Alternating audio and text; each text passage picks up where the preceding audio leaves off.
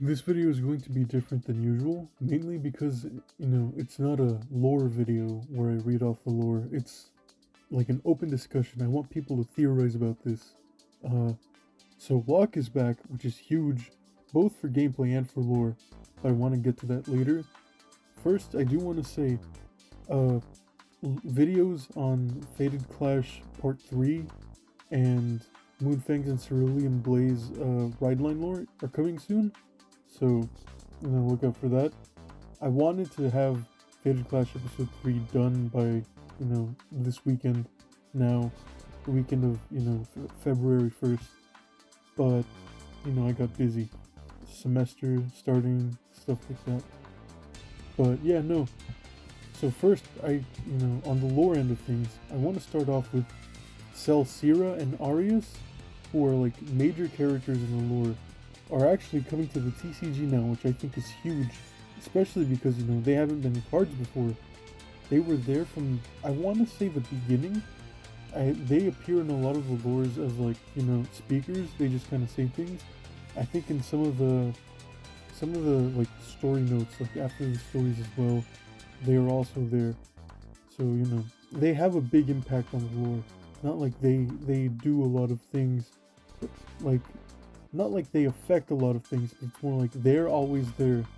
So actually seeing them as cards is really cool. But the big part is Locke coming back in Standard, which I think is huge. Like, just by the appearance alone, Artisaria looked like a Link Joker unit, right?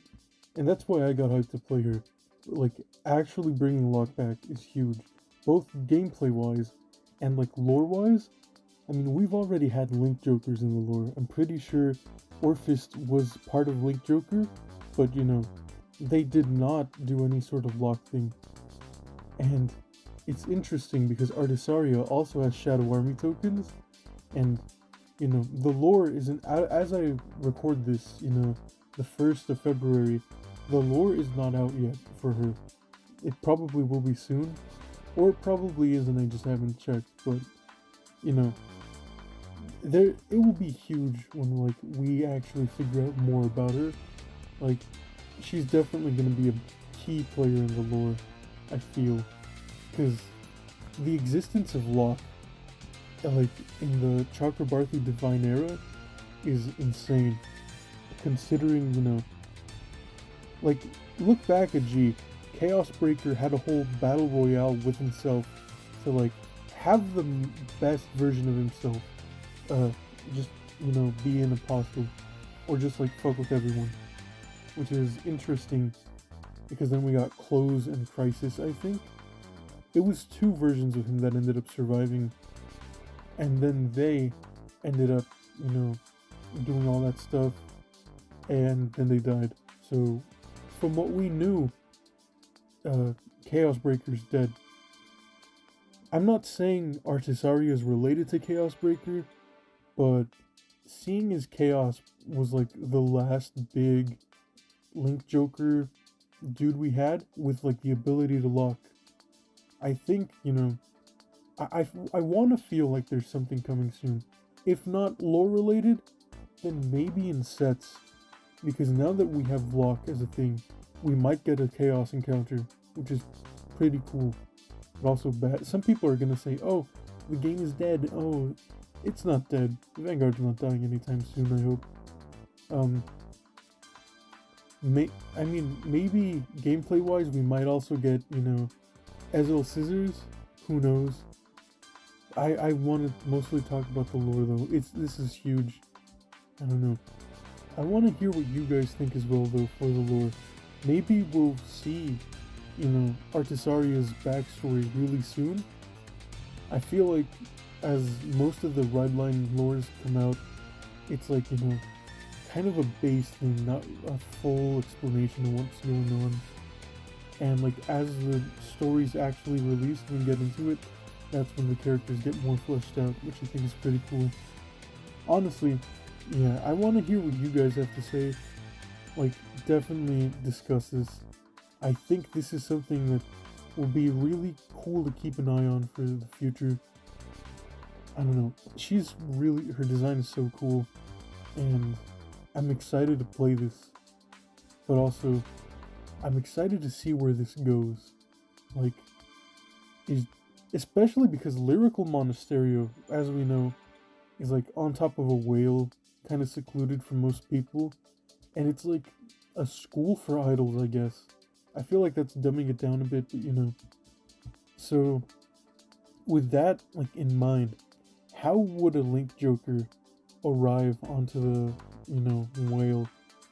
And does anyone know she's able to lock? Does, like, I don't know. This opens up so many lore-related questions that I think we'll just have to see, like, what the answer is. And I know I'm excited to see what the answer is. And just excited to see more in general. Like, I want to see where this all goes.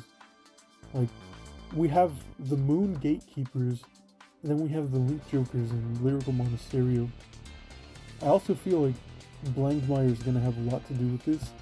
Not because he's evil anymore. Spoilers for the, Fidget Clash lore. But, seeing as, he's taking on a better, I guess, better lifestyle. And also because the one thing that I think is really cool is like just how much the anime lore mirrors Prey lore, and they're definitely setting up Suzune and Suo to have like a rivalry or something. So I definitely see Blindmeyer and Artisaria just like fighting. And then there's the fact that, like I mentioned, the Moon Gatekeepers, but I feel like that's gonna be more of a Rezael thing, which is gonna be really cool to see. I don't know. Are there any hopes that you guys have for the lore? Honestly, I'm also excited to see the Griffin, but I'm digressing too much from what I really wanted to talk about, which was Artisaria herself. So, like, are the Shadow Army butterflies related to the original Shadow Army tokens? Like, what could this be? We'll just have to see. Just wanted to, do an update, have a video so I could, keep a consistent schedule, even if this isn't one of the big ones like the Fidget Clash lures. And honestly, let's see where this goes, This is definitely really cool for the game and for the lore. And man, such a cool design. But yeah, I'll see you guys in the next one.